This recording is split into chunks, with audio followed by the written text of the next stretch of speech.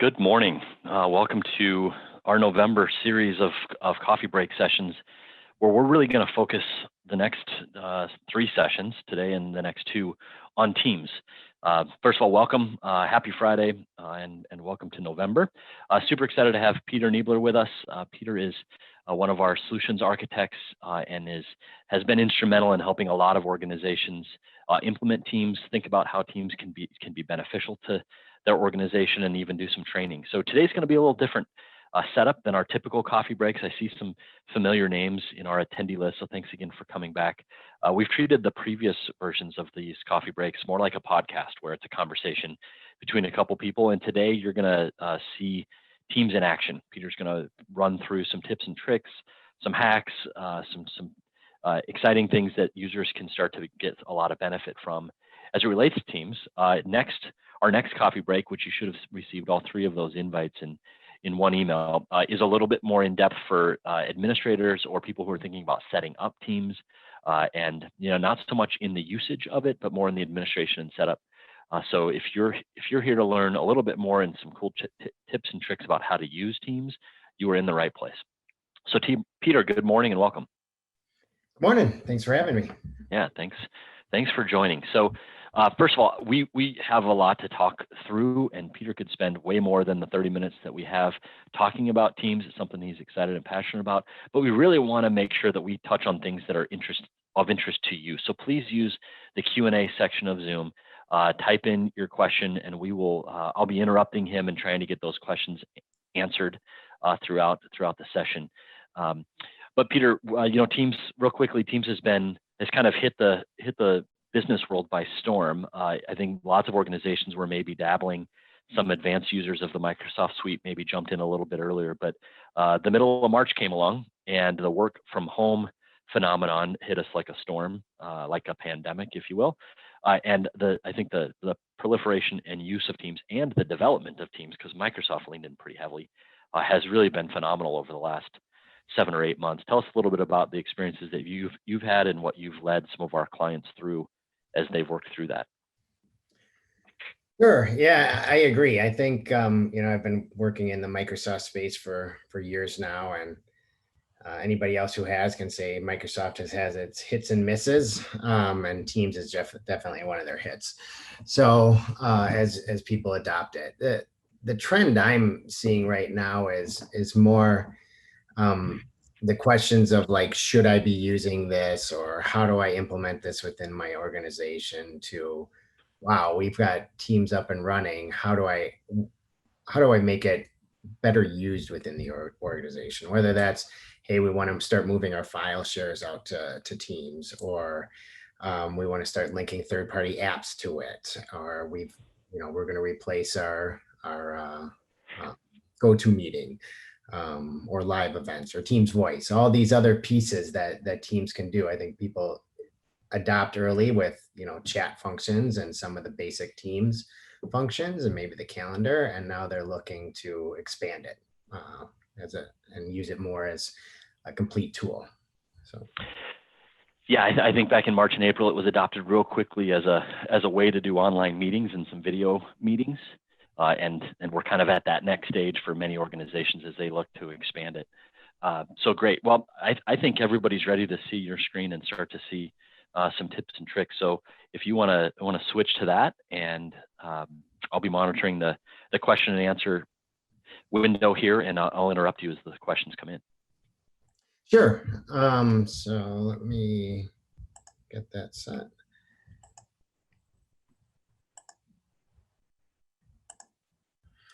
So I'm actually using our live Teams environment. Might need your help a little bit here, Jeff, if we chat back and forth a little bit.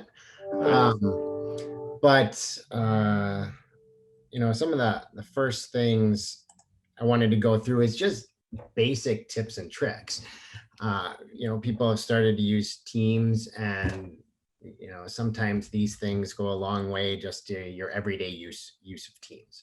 So I'm going to run through a few of those. Feel free to join in or interrupt. But we have our organization's Teams up here. So you're looking at live data. I don't think there's anything inappropriate in there, but the first thing I wanted to show is that you can use your keyboard pretty good. A lot of people like to use their keyboard and getting to things very quickly. And that's with the slash command. So the / on your keyboard, if you do that, you start seeing all the things you can type up in the search bar here. So I know one that people like to do rather than have to navigate to like the calls section and look somebody up in the directory, they'll just do a / call. And then, if I wanted to call you, I do that and it's real quick to call you. That's a quick thing for navigating around. And if you just hit that / button, you'll see everything that's there. There's quite a few that are in there. Along that same lines on your keypad, if you hold down the control and hit the period button at the same time, it brings up all your keyboard shortcuts. So I actually use this one from time to time, the zoom in. That's just control and either your plus or minus button, where you can kind of zoom in if something, maybe somebody sent you a picture or something and you want to get a closer look at it. That's a quick way to do things. Another one I really like that I use, it's very simple, but I use it all the time, is the navigation buttons up in the upper left. I actually use it when I'm using files in Teams a lot. Like I'll open a file and then I'll be like, oh, I meant to go back to that conversation. And I don't need to hunt through the section. I just hit the back button and the forward button to hop back and forth between that. Now, Teams did introduce pretty recently a new feature that has helped me not have to use that as much. But if we look at like our conversation here, in the upper right, there's this pop out. So now you can pop out your chats and have your conversations, outside of Teams. So if I'm coming back to some other conversations here, it's getting to be that multi-window within Teams. So if you have a lot of conversations going, you can certainly manage those much better having the pop-out feature. Peter, while you're talking about chats, another thing that I use, sorry, I'll interject a little bit here. I'm one of those people that gets pretty distracted by clutter. So I try to keep my Outlook inbox clean, and it's just kind of a personality trait of mine. There's a hide option in chat. So if you don't feel like there's anything left with a chat and maybe you want to keep it, you keep the things that are pending, but you want to clear everything else out. If you right click on any of the chats, you can hide it, which cleans up that list of chats on the left. But what happens the next time you want to chat that individual or they chat you, all of the history stays there. So it's just not one nice way to clean up the workspace without getting rid of the back and forth. Yeah, that's great. I never used that, but I probably will now because it is. I like that nice clean space too. So yeah, that's chats, and you can see like we're chatting here. It's very easy to add more people. Don't forget, everything in Teams is searchable too. So if I'm looking at Jeff's chat right here, and a good way to tie in the searchable feature is you can bookmark messages. When you highlight them in there, it's called the save this message. But then it makes searching much easier for your like I actually use two things I just showed you there, right? So I use the / command to look up my saved items. So if you had a conversation, say somebody, maybe it's a reminder, you could use it that way, or just an important thing that you're gonna go back and reference that happened to happen in a chat. Just like in the old days, you might flag an email or something like that. And here you can save that message and easily get back to it. So I use that / save to go to quickly look up my saved messages, and you can see that one that I was looking at with that I just did marked for it with Jeff. So some pretty handy functions there. The one that people always got to remember too is the @ mention. So when you're typing things, if you type @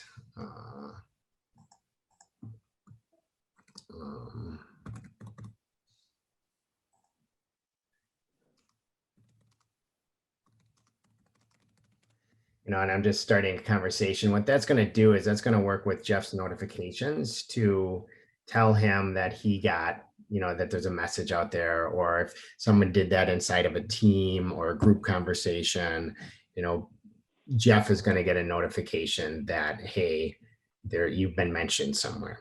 So that's a good way to do this, and keep people notified. Speaking of notifications,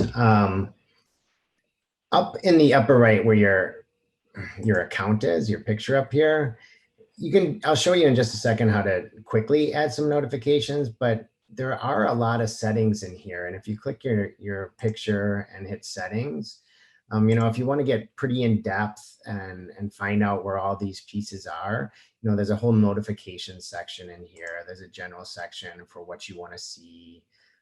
If you have other devices connecting to it, if you're using voice at all, if you want to forward your calls, this is where all of that is, up inside of this settings section. That's often, it's not super intuitive to go up here and find that. So I often point that out to people. Let's move on from chat a little bit and take a look at Teams. When I'm starting explaining Teams, I often wonder why Microsoft named it Teams and then only one of the functions inside of it is Teams, but that's just my wondering how Microsoft decides things. I like to explain how Teams are set up. I think that sometimes isn't super intuitive, but basically when you look here, at the high level, you have a bunch of teams, and all a team is a group of people. And then the structure within it is made up of channels. So teams are made up of channels, and then channels are made up of applications. So if we just look at like our general, we have a general Alevity team, right, for our organization. And you're always going to get a general channel with it. So we have our team here, Alevity. And then inside of it, there's a channel. And then inside of each channel, there's apps. And those are represented in the tabs up here. So that's how Microsoft designed the team structure. And then so you're doing all your work inside of your channels here, really inside of the apps of the channel. So there's always going to be a chat app, which is called posts inside of a channel. And everybody on the group is going to be able to see that. There's always a files channel by default, but then you can add more third-party apps to extend the functionality there. So, Peter, before you move on from some of the team description and dive into that, a good question that came in is around security, and there's some reluctance by a CEO to fully utilize Teams chat and file sharing because of uncertainty of security. I think each individual team provides some security that you can manage and mandate, and then maybe you could speak to just the general security of Teams within the Office 365 suite. Yeah, I think Microsoft has a good story around that as well. They're very forward thinking with security and everything they're putting out in the cloud. So first of all, there's just internal security with Teams, and that's as you make your teams and as you make your channels, you're adding both owners and members to that, so you can restrict access to who can see what within the teams and the activity that's going on there. But expanding out from that, it's more now people are going to start asking, well, is it okay for me to bring in external users? How do I secure the data in here? And now you're getting more into the EMS suite with Microsoft's whole Microsoft 365 platform. And now we can start implementing things like maybe a data loss prevention. So you can mark files from, being sent outside of your organization that shouldn't, or being shared that shouldn't. You can start restricting access to specific guests. You can, you can do all these things to protect both your data and who has access to seeing all these things, both within Teams and external to your organization. Hopefully that answers the question. I'm not sure how much more you can go in there, but I do get that question a lot. And I think people see this as a cloud product that everybody can just access, and there is security wrapped around it. And it's not so much Teams that's a security piece, it's those other EMS functions within the Microsoft suite that bring that security to it for protecting your data. Another thing too that's nice is everything's recorded in here. So this is probably more for the admins out there, but there's analytics behind this. There's all this data is stored up inside of Microsoft's cloud, and you can do Power BI on it. You can get reports on all of it. So it's not an unknown thing. I think there's this trend in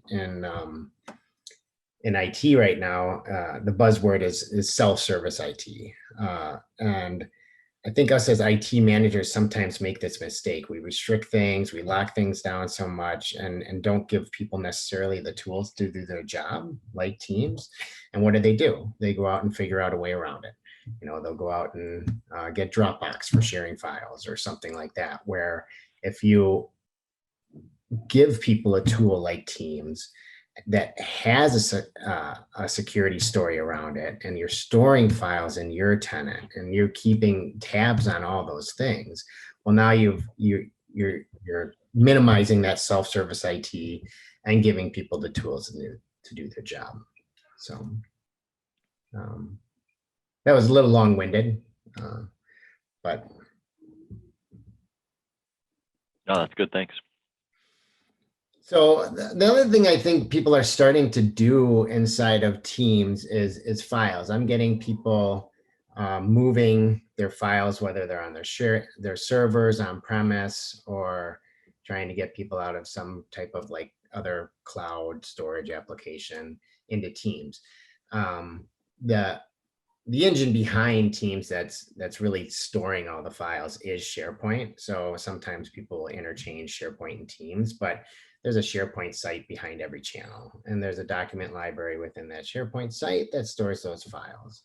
So when you're looking at like this file section up here, let me go grab a team that might have one. There is, I don't think we store files in here. There might be a few files in here, but people are starting to store their files in here. And this is a good way to be able to store files, protect them, and have them easily accessible through Teams.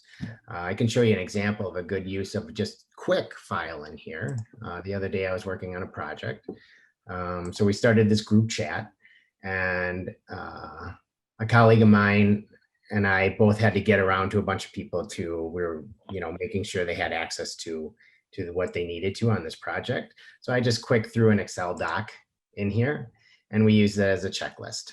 Now this file really isn't super important. It can live and die with this conversation, but it is stored up here, and we were just kind of working on this together. And it's very collaborative. He's not in it right now, but you can see I'm highlighting a cell here, and I could see where he was. And we were just checking these boxes as we went along, and keeping in tabs with each other, both in the chat and in this file, in a collaborative fashion right here in Teams on the project we're working with. So. Yeah, and I think that's a big difference between an email communication with an attachment and a chat with a file in that chat, is because this is real-time collaborative. You don't have to worry about which version am I looking at, have they updated something in the meantime, and all the back and forth. You both can be really looking at the same information, updating it, and keeping it real time. And then to your point, this file does stay with this chat conversation for as long as, until somebody does something about it. It's always there to be searched on and to be updated as needed.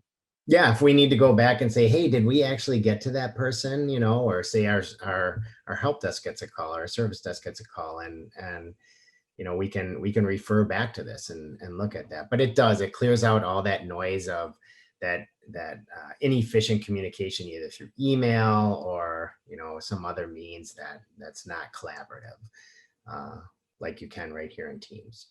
So it kind of brings me to the next subject that I think people are starting to do, and that's the third-party apps. So let me show you an example right here. So what we do is we usually have a project. We do a lot of projects for clients. And when we're doing those, we set up a team for that project so we can and invite that, our client to that team so we can communicate on there, share project plans with files. But there's other things you can do in there. One I've been playing with lately, and it's really easy to add a third-party app. Um, Two that are often overlooked are Microsoft Planner and OneNote. Most people already own those with their subscription. And those can be very powerful tools right inside either a Teams channel or a chat to add. And you just hit this plus button up here. The one I want to show you is this is new from Microsoft. This new app called Lists. Best I can describe it right now is it's like Planner Lite or Excel. So if you wanted to quick throw like a list inside of a chat, this is one way to do it. And they have built-in templates that seem to be pretty helpful. So if I throw this in here, this is just going to add this third-party app to my team right here. And this is a project. So what I want to do is create a list, and I'm going to use this template for issue tracker. We have a project and we want to make sure we're hitting all the issues. So I'll use this template. I'll give it a name. Testing.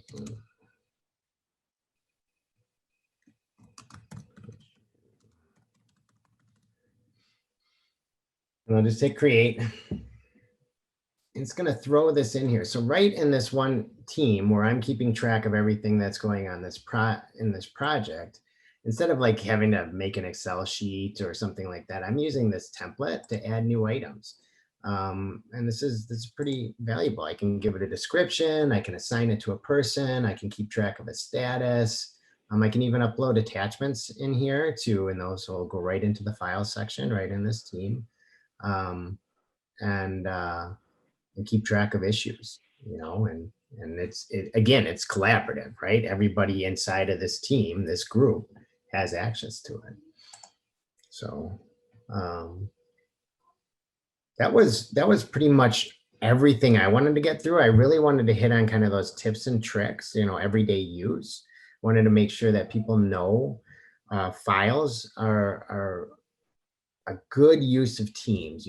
Once you start expanding beyond your chat and your Teams setups, adding files in there, whether it's company files or just sharing files back and forth between teammates, that's a good use of Teams. And then these third-party app integrations, whether it's just the Microsoft apps you already own or bringing in things outside of this, like maybe a Salesforce or something like that. Those are the main topics I wanted to cover in this. So unless you had that's great. We do have a couple questions that are coming in. We've got 6 minutes. We'll try to work through these. You just spoke of external apps that you may be able to do some integration. A question came in about a group within an organization that uses Slack, which is not uncommon for developers and other folks in kind of a traditional app development or IT space. Is there any way to integrate Slack with Teams to get messages through chat? That may require a little more digging. Yeah, but strangely enough, I just ran across it yesterday when I was doing some research. And we actually used to use Slack before we went to Teams. And I ran across this. I'd have to double check this, but I believe Microsoft just announced an integration with Slack and Teams. All right. I don't know the details behind it, and I'd have to, but I ran across that doing some research yesterday for a client, and that just popped up on some of the websites I was looking at. So, well, if the requester is interested in any assistance with that, or maybe wants to get access to that information that you had found, if they want to reach out, they're in here as anonymous, but if they want to reach out, we'd be happy to get that information back in terms of that integration. Another thing that is unique with Microsoft 365 and specifically Teams is versioning. And a question came in is, would a different version of Office show different settings in my Teams? Which I think the answer to that is yes, because Teams is constantly being updated. and it updates in the background while you're using it. So you may, it's not like one day it's going to say, oh, I have to reboot because your Teams needs to be updated. It's doing it behind the scenes in real time. I'm kind of a weird about this. I guess maybe like keeping my chats clear. I like to update Teams on a regular basis. So Peter, if you could just show real quick, if you hover over your picture and click on it, there is a check for Teams updates in that dropdown. Yeah. There's several factors associated with Teams updating. Some of it has to do with your organization and whether or not you want to be part of early updates or you want to wait for those to be done, or there could be some organizational decisions that have been made around app updates, but that's the fastest way that I have found to make sure that I've got the most current version. Every time that you're pushing the edge of being in the most current version, you might have a version that maybe has a bug in it or two, but I always like to make sure I've got the most current version. So if you want to check that might help make sure you're current. And then some settings could change, some features could change. Like that pop-up option in the chat is something that has come out in one of the more recent versions that you may not have if you're on an older version. Yeah, and if you're using Teams meetings too, that is where a lot of new features have come in. We didn't even touch on that in this, but with together modes, the whiteboards, having more than just 6 people in the meeting. I think it's up to 49 now that you can see in video. But yeah, it's good to keep up to date. I just hit the about button here and it will show you your Teams version. You can see I was updated yesterday. So there you go. Another question came in is about where might there be more information on setting up and using lists, that function that you have open and some capabilities. If you go out and do a quick Google search on Microsoft Teams, the amount of information is overwhelming. There is no lack of information. The challenge is finding the right information. So that's one option. Clearly, the second option is we can help. So if you'd like to reach out, we could work through how that might be used and what would be right for your organization. Peter, any other suggestions on ways to go learn about some of the additional third-party apps and specifically lists? So Lists is a new app from Microsoft. So I would search that, like Microsoft List, when you're searching it. When I'm searching for information on Teams, when everyone's going to throw their searches into Google, but the websites I'm looking for are docs.microsoft.com. Those have the detailed information. So when I get my search result back, I'm looking for links with that docs.microsoft.com in it. You can search around in blogs and read other people, but if you really want official Microsoft, they've done a good job of documentation out there. So that's a tip that I would give to people too when they're searching around. All right.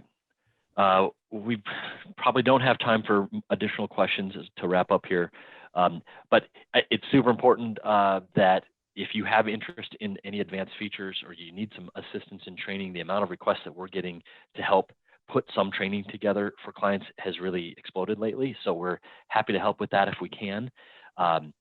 We had 30 minutes, so this is not a 200 or 300 level course on Teams. But hopefully we were able to give you a nugget or two. I can tell you I use it every day. And in the first 2 minutes, I've learned 2 things that I'm going to use regularly. That back arrow and the control plus or minus for zooming are two quick things that I already took out of this.